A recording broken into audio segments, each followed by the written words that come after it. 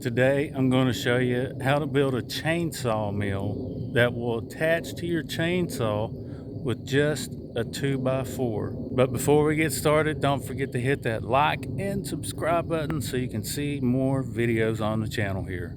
And you can also check out this PDF in the video or the description so you can build your very own chainsaw mill guide out of a 2x4.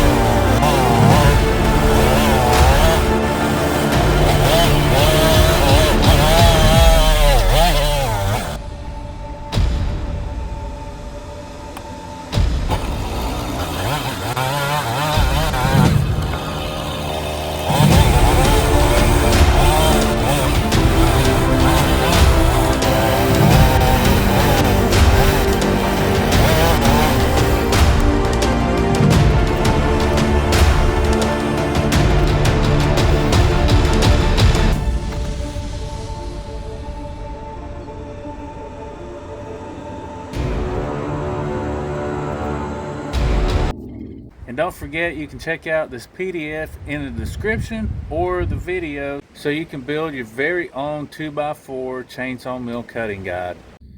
If this video was helpful to you, don't forget to hit that like and subscribe button so you can see what's coming up next.